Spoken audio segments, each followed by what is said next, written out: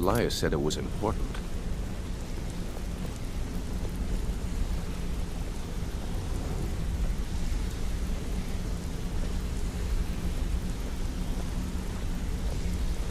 Not now, lass. Carlia said it was important. Brynjolf, the time has come to decide Mercer's fate. Until a new guildmaster is chosen, the decision falls to you. Aye, lass. And I've come to a decision. Mercer Frey tried to kill both of you. He betrayed the guild, murdered Gallus, and made us question our future. He needs to die. We have to be very careful, Brynjolf. Mercer is a Nightingale, an agent of Nocturnal. And it's all true. Everything I heard in the stories. The Nightingales, their allegiance to Nocturnal, and the Twilight Sepulchre. Yes. That's why we need to prepare ourselves and meet Mercer on equal footing. Just outside of Riften, beyond the southeast gate, is a small path cut up the mountainside. At the end of that path is a clearing, and an old standing stone. I'd ask you both to meet me there.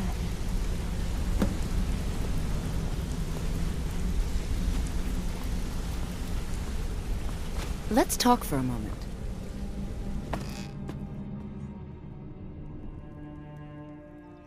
Yeah? What's your problem?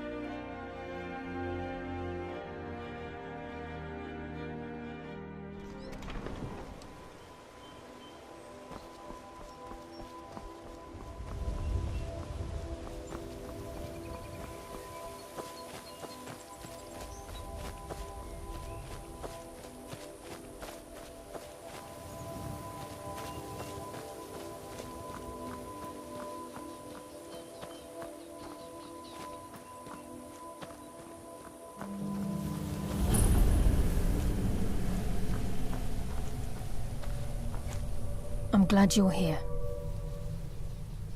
This is the headquarters of the Nightingales, cut into the mountainside by the first of our kind. We've come to seek the edge we need to defeat Mercer Frey. I'm glad you're here. This way, please. We've come to seek the edge we need to If you'll follow me, I'll try to explain on the way. This way, please. Take this and hold on to it. I'll be back for it later. I'll pay you good. Don't lose it. No time to talk. Snitch or double-cross me and I'll kill you. I mean it.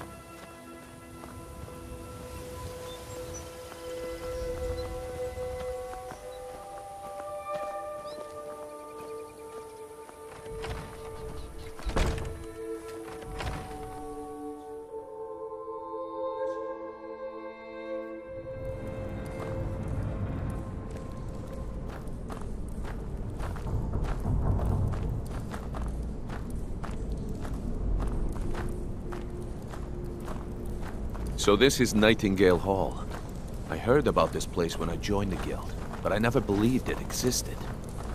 The assumption that the Nightingales were just a myth was seeded within the guild on purpose. It helped divert attention from our true nature. What's wrong, Brynjolf? I can almost hear your brow furrowing. I'm trying to understand why I'm here, lass. I'm no priest, and I'm certainly not religious. Why pick me? This isn't about religion, Brynjolf. It's business.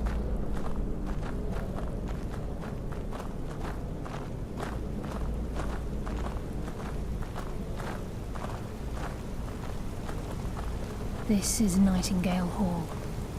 You're the first of the uninitiated to set foot inside in over a century. Now, if you'll both proceed to the armory to don your Nightingale armor, we can begin the oath.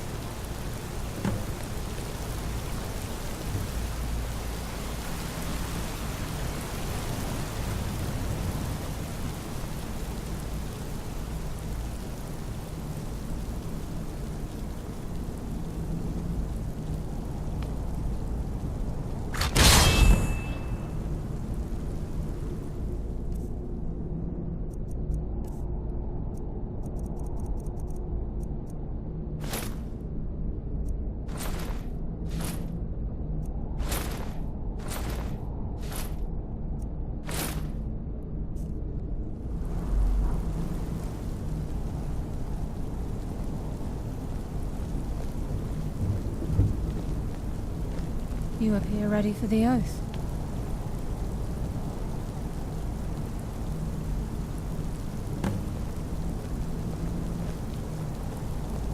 I think we should trust the lass and take the deal.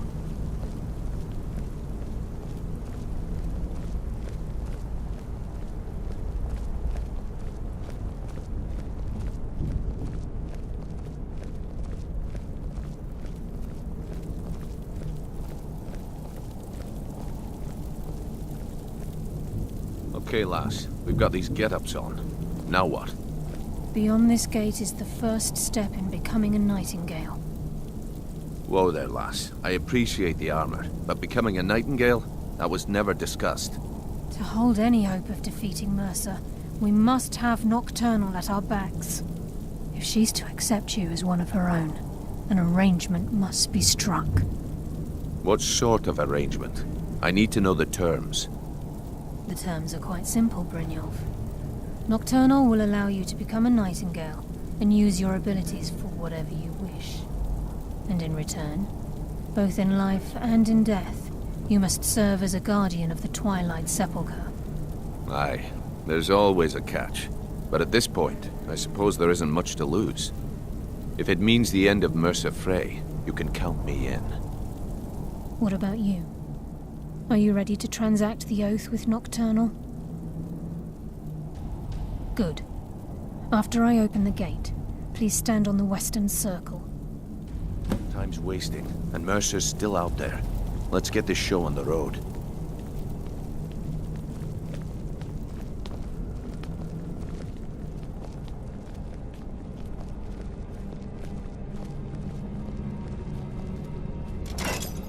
I think we should trust the lass and take the deal.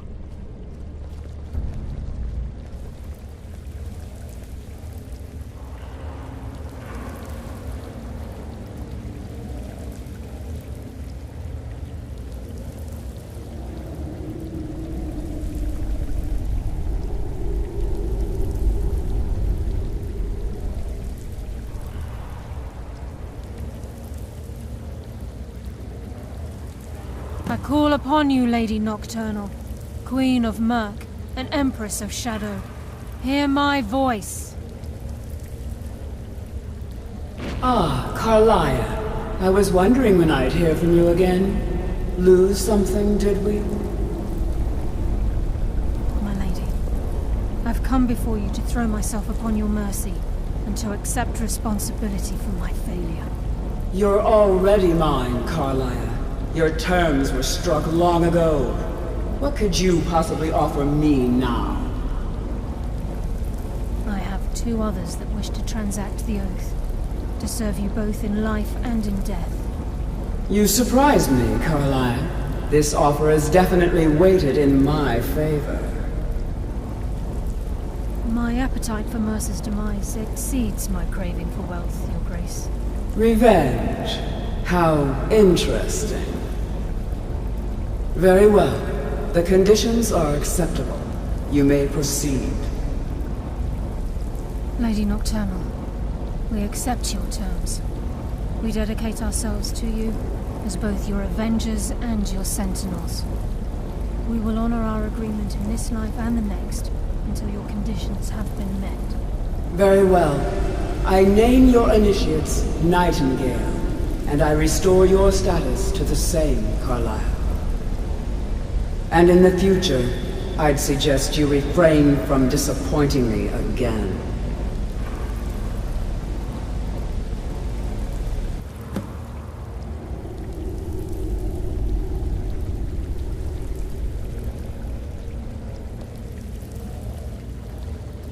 Now that you've transacted the oath, it's time to reveal the final piece of the puzzle to you. Mercer's true crime. Mercer was able to unlock the Guild's vault without 2 keys because of what he stole from the Twilight Sepulchre, the skeleton key. By doing this, he's compromised our ties to Nocturnal and, in essence, caused our luck to run dry. Well, yes, but the key isn't only restricted to physical barriers. All of us possess untapped abilities, the potential to wield great power securely sealed within our minds. Once you realize the key can access these traits, the potential becomes limitless. Good. Then you understand why this is about more than just Mercer's lust for power. If the key isn't returned to its lock in the Twilight Sepulchre, things will never be the same for the Guild. As time passed, our luck would diminish to the point of non-existence, and whether you know it or not, our uncanny luck defines our trade. Very true. In our line of work, it's quite rare we set out to return a stolen item to its rightful owner. Before we depart, Brynjolf has some business to discuss. I suggest you listen to him. Listen, lass. There's one last piece of business we need to settle before we go after Mercer. The leadership of the Guild. Carlia and I had a long discussion before you arrived here. Thanks to your efforts, Mercer's treachery has been exposed. After we deal with him, all that remains is restoring the Guild to its full strength. As a result, we both feel that you have the potential of replacing Mercer as leader of the Thieves Guild. I've been at this game a long time, my friend. A long time. I've stolen trinkets from nobles and framed priests for murder.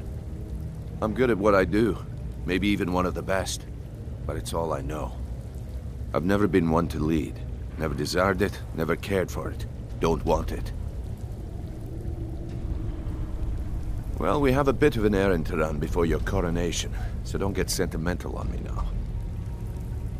Then it's decided. When this is all over and Delvin's contacts assure me that we've regained our footing in Skyrim, we'll handle the details. Until then, we have quite the task ahead. I've been poring over the plans you brought us, and I'm convinced the eyes of the Falmer are in the Dwarven ruins at Erkenthand. Carlia and I will meet you there. Prepare yourself, lass. This will be a fight to remember.